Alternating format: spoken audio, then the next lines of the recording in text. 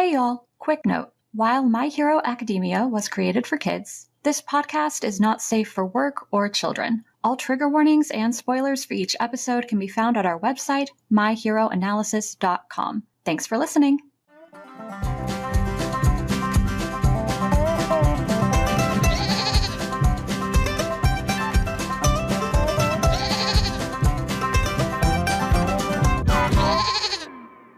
Hey y'all, this is My Hero Analysis, a podcast about My Hero Academia, aka Boku no Hero Academia. We are three grown adults who mine Japanese children's cartoons for serotonin because God knows our brains aren't making it naturally. Hello everyone, I'm Fern. I have vacation brain. I took an entire week off work and it's so luxurious. It is incredible. I would be jealous of you, but I also don't have a day job. So, well, I'm Nicole. Currently, the sky is hurting my brain, and I bought way too many books this past weekend. So, Nope, no such thing. As the sky or the books?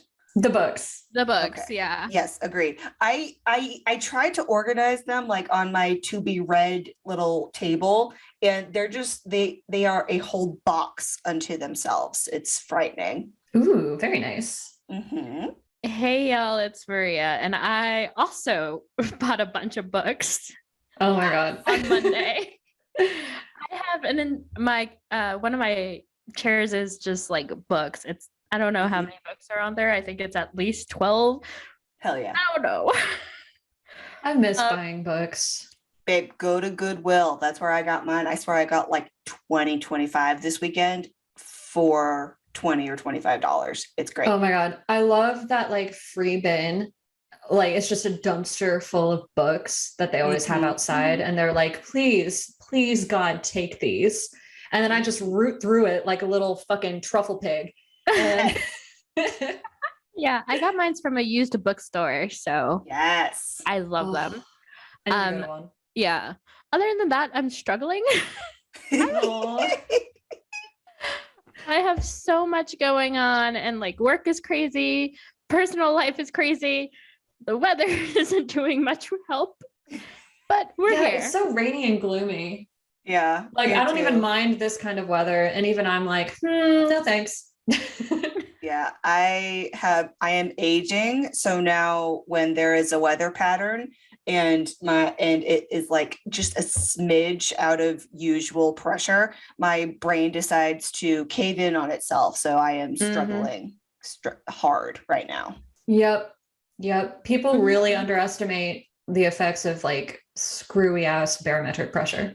Yeah, it didn't Yeah. used to hurt me before the pandemic, and even though I've not really gotten sick, I've just been weakened to everything that the earth has thrown at me.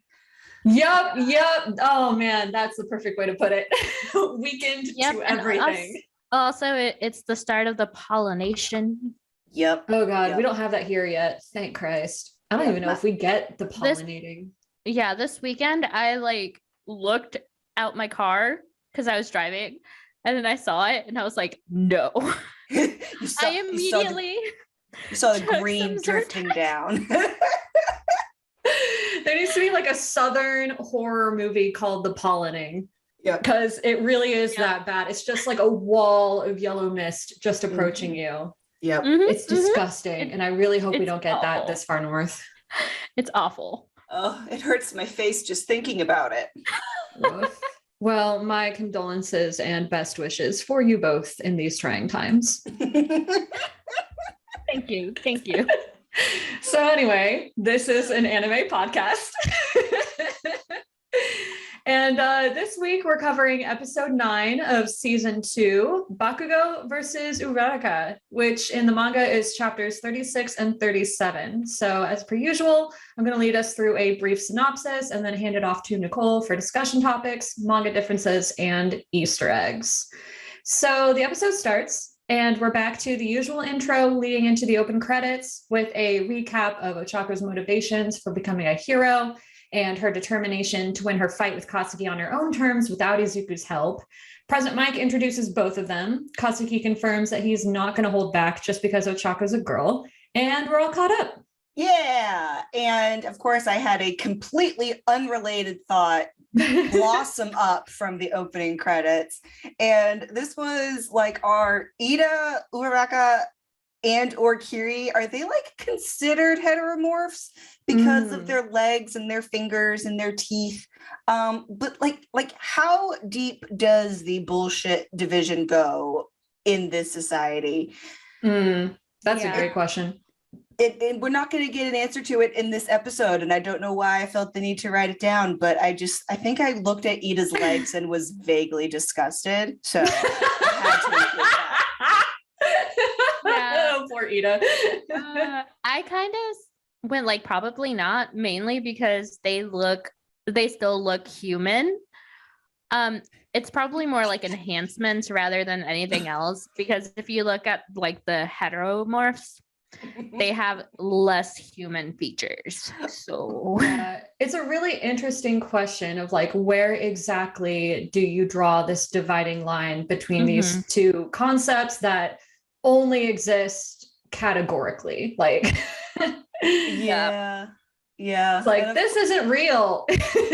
Yeah, this isn't real, but also I have many questions. I have a full questionnaire for Horikoshi from at one being Uraraka's fingers, and then all the way to like 14 with the guy who's the spray bottle that we won't meet for a while. I have questions. Spray bottle guy. Yeah, sorry. And what I meant by this isn't real is that like a lot of the ways we categorize people like only exist in our minds. So. Yes, that too. But also the questionnaire, Horikoshi, you have to answer. Anyway, we're off topic already. It's fine. So my next thought, as I was doing my notes in a very tired state of mind, was why is President Mike showing such obvious favoritism toward Uraraka? Like, yes, I agree, but also like, no, sir, you're an announcer. You're supposed to be unbiased. Yeah. I want to give him the benefit of the doubt, more like he's rooting for the underdog, like etc. But yeah. But yeah, sir, he's so weird and unnecessarily harsh in this episode. And it's like, where is this coming from? He doesn't usually act like this. I don't know. I wonder if we are looking at it from the present, like anime and manga, and he is actually just not yet developed this early in the show, since we're like bouncing back and forth from the literal end of the series to the beginning of the series. Yeah, I don't know. I wonder if like Horikoshi thought it was funny, and he just like way missed the mark. Jinx. Bro. But yeah, it's super weird.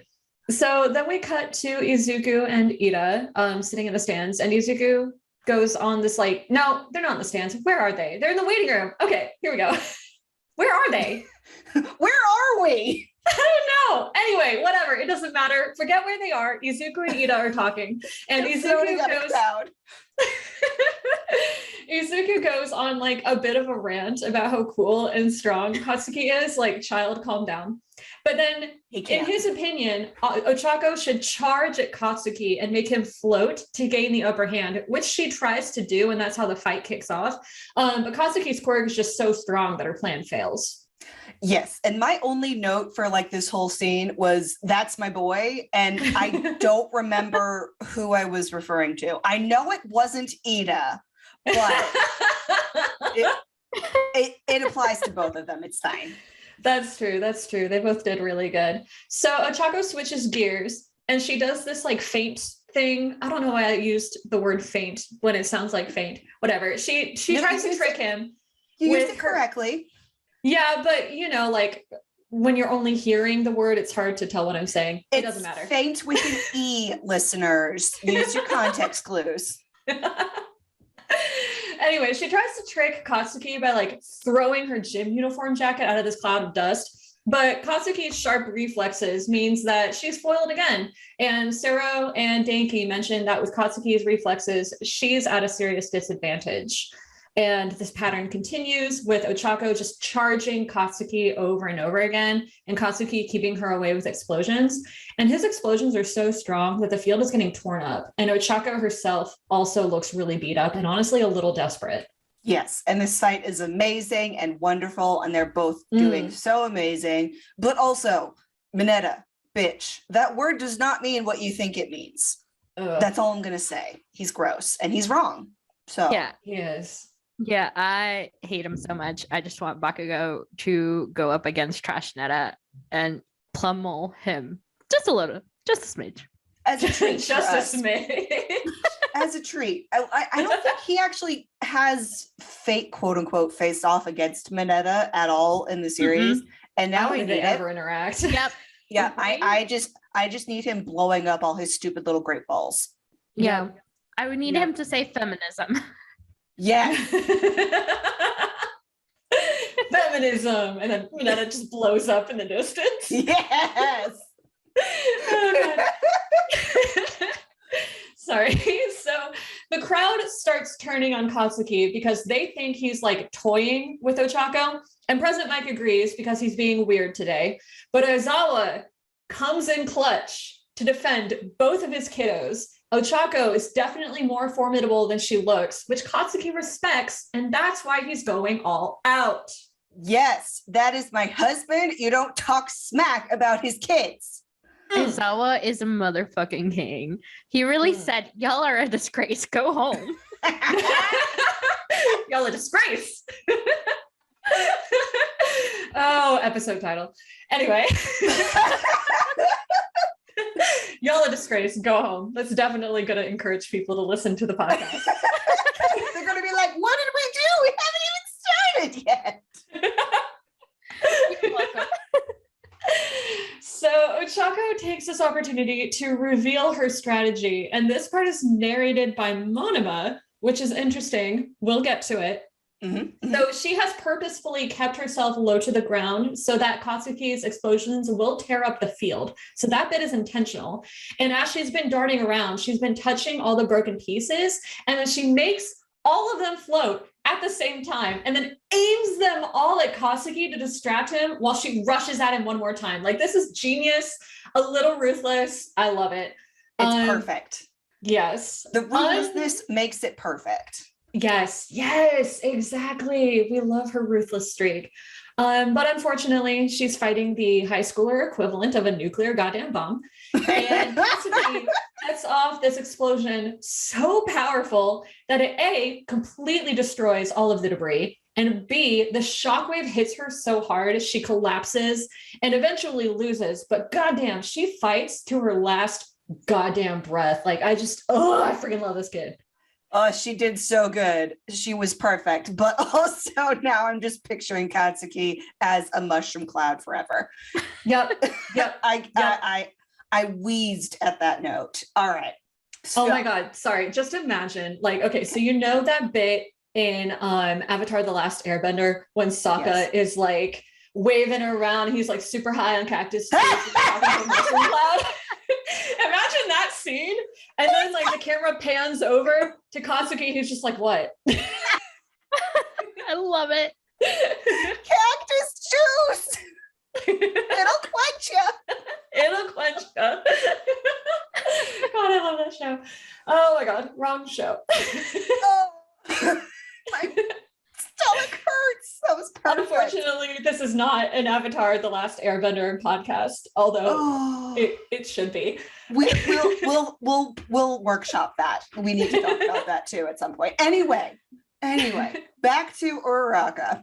The poor thing, she just reaches her limit and she can't fight the cactus juice nuclear bomb that is Katsuki Bakugo. But also I want to see like a rematch, like after everything they go through in future seasons. Like, I'm talking about all the way to where we are in the manga right now. Mm-hmm. But also just seeing what Katsuki does in Heroes Rising and World Heroes. Sorry, babe, but I don't think you're gonna win. I don't know. Yeah. Uraraka really said all or nothing in this fight. And she did it with pure tenacity. Yes. And honestly, to be able to come up with a plan that not even Izuku would have thought up is incredible. Izuku is rubbing off on her. Oh. Yep. And I also really want to see a rematch between them as well. Because my thing is she'll probably have even better control over her power. Like she can lift a whole ass plane now. So like I want to see what happens. She'd probably just pick up an entire half of the stadium and throw it at him. Yeah, and then he'll blow it up like he did in World Heroes. It'll be the same fight over again. Like, I'm sorry, I know she's badass, but unless she gets like quirk meth, I don't think she's gonna be able to beat him. I don't know. I think it'd still be a very, very interesting fight, and I think it would be a lot closer this time around. Yeah, for sure. And I'm not convinced that Katsuki would win. I am. Not sorry. But anyway, the fight is declared over, and Izuku walks into the waiting room because he's up next. And he and Katsuki like run into each other in the hallway, and they have a bit of a confrontation. And Katsuki accuses Izuku of helping Ochako strategize. And Izuku is like, no, she totally played you, and you almost fell for it. Yes, but also Izuku, your crush. Like that whole scene was straight out of a shoujo. I'm not sorry. Just watch it through that lens and it's undeniable. Horikoshi. Yep. Yep, you're not wrong. Also, Izuku really went like, nah, that was a me, bro. Yeah, he fully put Katsuki in his place and it was great. And then we cut back to Katsuki going back to sit with his class in the stands, and they're all making villain comments. They're teenagers. I hate teenagers. They're so rude. And like heroes don't have to be noble or nice, y'all. Like the best heroes are the rude ass anti-heroes. Just look at the facts here. But also I guess you got to dig deep for that analysis. And these are poor dumb teenagers. So I will not jump down their throats. But also, exactly. This all goes back to how heroes are quote unquote supposed to be portrayed versus, villains. And Bakugo just whispering like, no way in hell is Raka weak. Yes. Oh my God, he's terrified of that was my favorite part. It's fully canon that he is absolutely terrified of her. Oh yeah. As he should be. Exactly. Oh my goodness. What? I just had a random thought. I was just like, imagine Katsuki becoming a ball of fire after Uraraka throws him and he just goes around the world. Like an on-fire baseball. She just sends him into orbit and he tries to like propel himself back, but he just stays in orbit, constantly burning up. I love it. I need it. Yeah. Horikoshi, that's the matchup we need. Oh my God, they'd be an amazing matchup in battle. Oh, that'd be terrifying. Like I'm not even a villain and I'm shitting my pants. But anyway. You might want to get that checked. So cut back to the waiting room. And Ochako's all healed up and has regained her spirits a bit, although she's still frustrated. And then we cut back to Kirishima and Tetsu. They're having their tiebreaker, which is an arm wrestling competition. And Kiri wins! That's my boy! But also he's super gracious about it. And then the two of them become friends. And it's really adorable. They're both really good kids. Yes, it was very cute. But also, of course, I had to make the comparison back with Pokemon, and like Horikoshi finally breaks with the established matchups and has Rock beat Steel, which, as Pokemon players know, Steel beats Rock. But it was because of nutrition, and I love that so much. Oh my God. Okay, I've got a quick question. Sorry, yes. we keep going off on tangents. It's great. It's comedic gold. What you got? So is Pokemon just like a really, really complicated game of rock, paper, scissors? Yes, exactly. Good to know. Yes. Thank you. That's literally how it's explained to like newcomers to the series. Oh, pretty interesting. It's just a circle. It's a cycle. And sometimes there's like combinations and that's when it gets weird. Yeah, like if Kirishima was rocking ground, it would be a much better matchup against Tetsu's steel type, but he's not. So he had to win because Tetsu didn't eat his spinach. Yeah, I now have questions about why rock is different from ground, but we can save that for later. It's all to do with erosion, babe. It's fine. but we can get into that later too. Yeah, that explains nothing. Anyway, sorry, Maria. Going back to the fight, this was the manliest of fights. The glitter, the vibes, it was absolutely incredible. Yes, fully agree. The epitome of non-toxic masculinity. Yes, exactly. Can y'all hear the rain? It's being very aggressive. Rude. Anyway, so It's not raining here, so no. So Izuku has to leave since his fight's about to start. God, this is so weird. He goes to the waiting room, then to the stands, then back to the waiting room, back to the stands. None of this makes sense. But anyway, he's getting his cardio. It's fine. So he has to leave since his fight's about to start. And Ochako is also back in the waiting room, and she calls her dad back. And just, oh my God, everything about this conversation is perfect. He cheers her up. He supports her. He tries to take some weight off her shoulders and reassure her that it's not her job to sacrifice her life and ambition for her parents. Like, she's sobbing, I'm sobbing, you're sobbing. I love it. Darling, honey, sweetie, your parent issues are showing.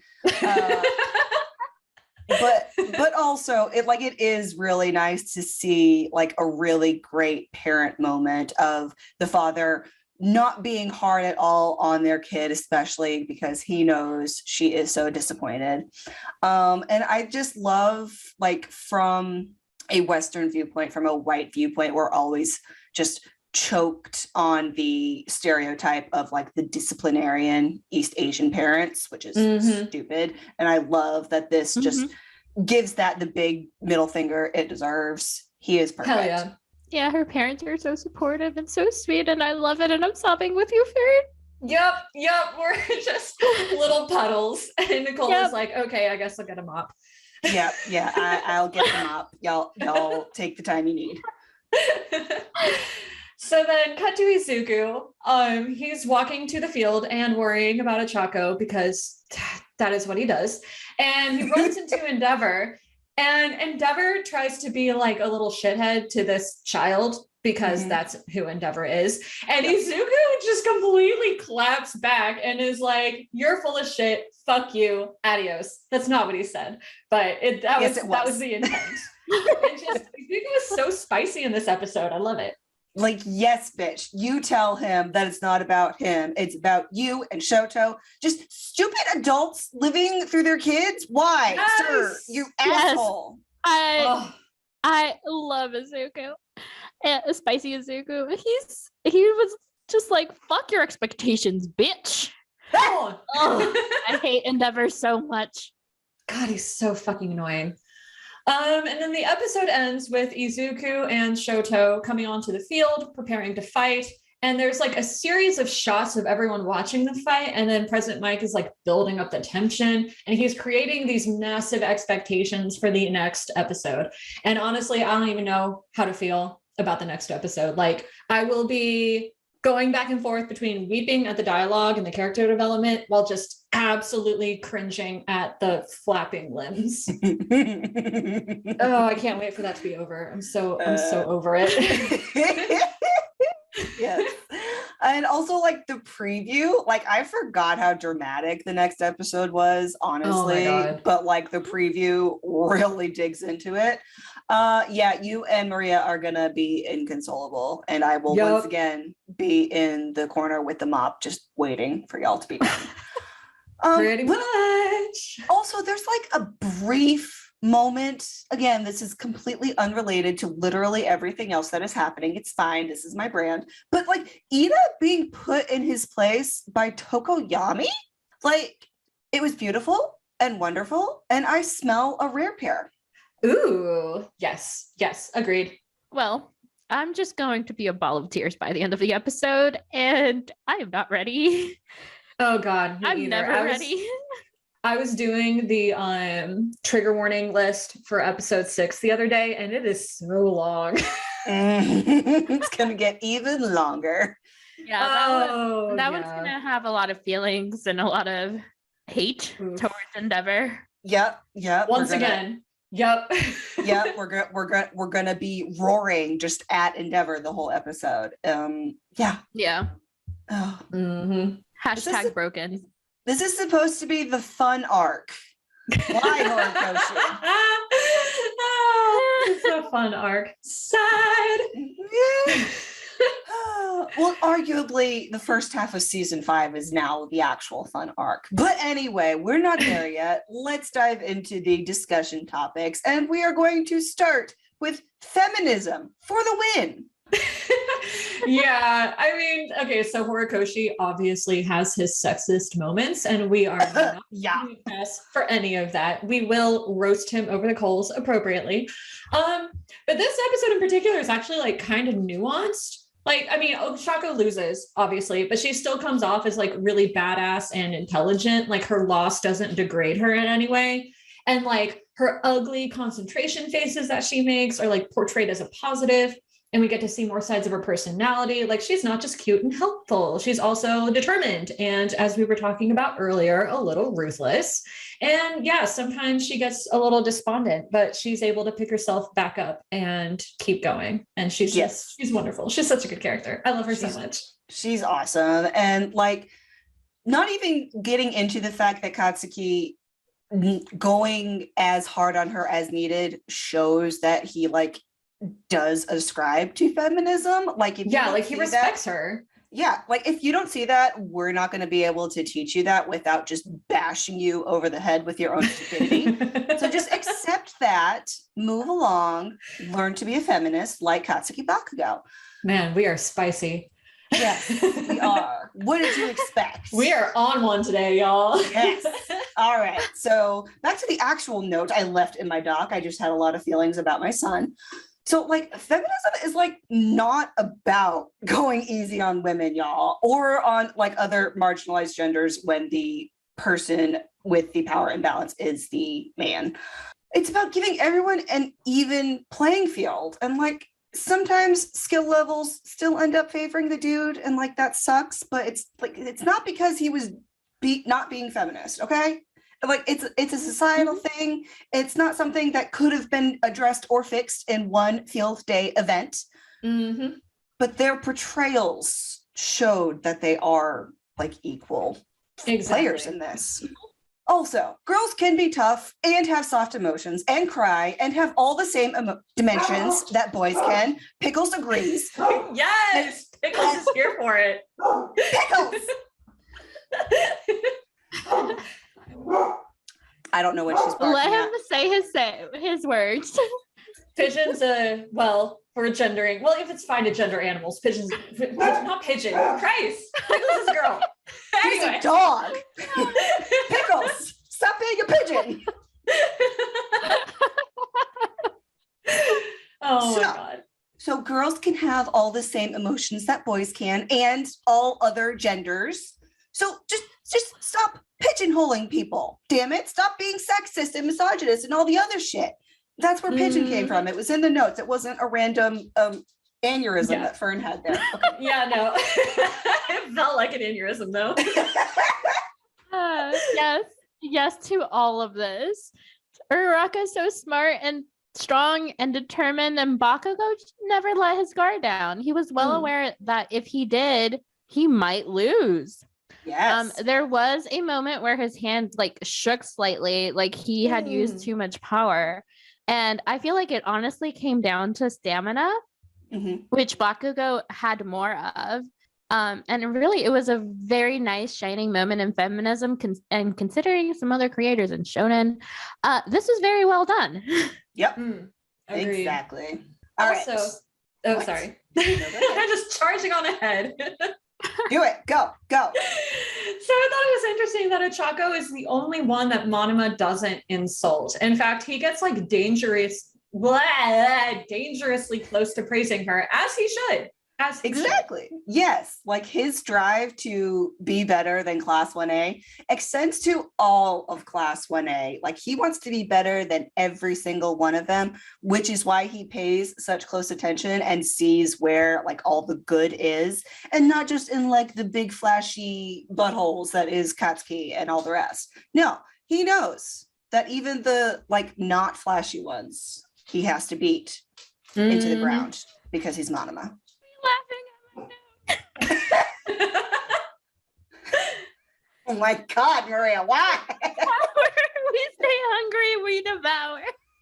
But also, the fact that she is in class 1A is proof that Uraraka is strong, and Monoma respects that slightly. Yep. Begrudgingly, he does respect it. Yep. All right. Well, so next point, unless Fern has any other additions to the monoma. No, sorry.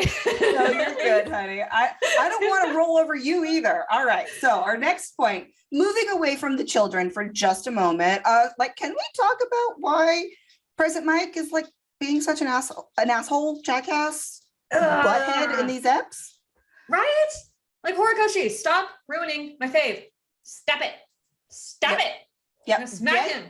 Get his character development to be steady and correct all through the season. But hopefully it is his like persona getting in the way of actual thought, because that does seem like something Mike would struggle with, just getting too far into the character that he loses all brain cells, because that is who he is.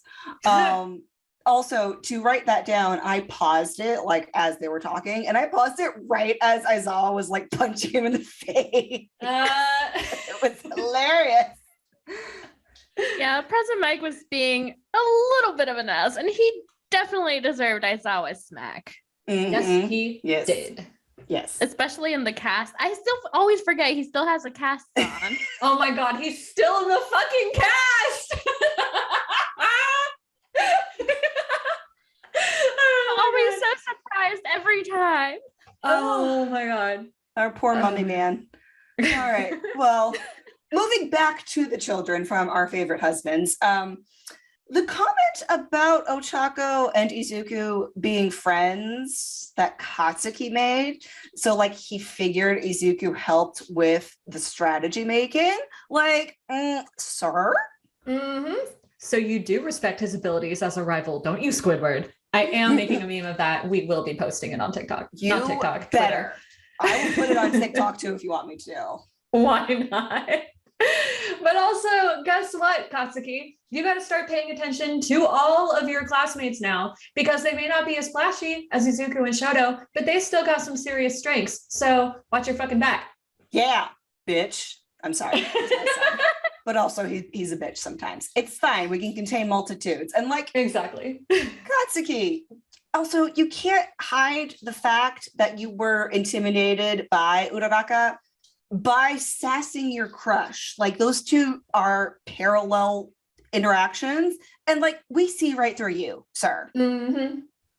Yep, and I just realized after like looking through all my notes, I think I've been on the internet too long because no, never. You can never be on the internet too long. Sakura literally had a surprise Pikachu face when Izuku was like, "Nope, not me." Oh my God! Another thing I'm gonna have to make for Twitter. You have to put Katsuki's hair on the surprise Pikachu face. You got to do it. Yeah, or with find the it. little like cutout of his expression from that one GIF. Yep. Oh my God. Yep. I need it. That is your homework for before this comes out. Can do. All right. Now, next we're going to focus on the actual main characters of this episode, Ochako and Katsuki, for just a minute. Poor baby Ochako, like thinking she didn't phase Katsuki at all, but in actuality, she had him on the ropes. Like going back to what Maria pointed out, like that point where his hands are like shaking because he like overextended himself so much trying to fight her. Like he almost shattered all his arm bones Izuku style. Like, Yep. That was a way harder fight for him than he wanted to admit. Yep, definitely. And like that is like the whole Katsuki mask. Like conceal and don't feel the vulnerability. So if you don't feel it and don't acknowledge it, it doesn't exist. He's the best because if he's not, there's nothing else he could be. So therefore, he's not even going to acknowledge those feelings because he doesn't go to therapy, even though he needs to. Katsuki, go to therapy. But also, like there's a theme in there of sometimes you do your very damned best and it doesn't even make a scratch on your overall goal. Horikoshi, why would you take my kneecaps like that? My kneecaps, my kidneys, some ribs. I am very much hurt by that personally. And oh, sir, why? Why must you hurt me? Agreed. Fully agreed.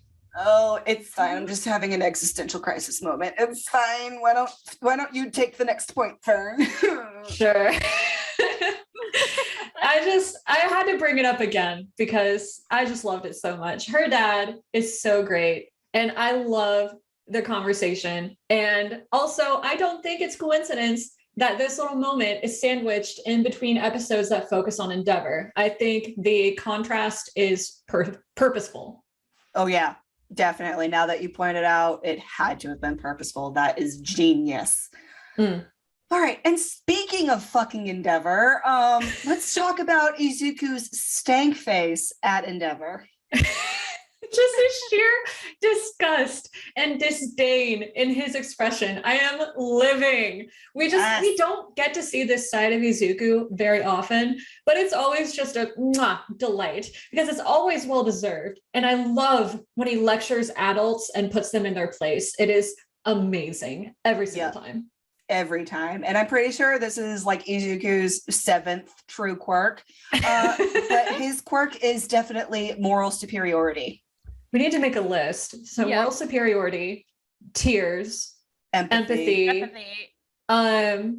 What's the one where you like friendship, when you like motivate people or what? Inspiration. Yep. Okay, at this point, he has become a D&D character. Yes. I don't know what that means, but yes. Don't worry. I only know enough about what that means to laugh. I'll explain it one day. Okay. Sounds good. Also, Endeavor deserves way more punishment, but Izuku's off to a really good start. Mm-hmm. Yep, he does. But also being like told off by a 14-year-old gotta hurt. I love it.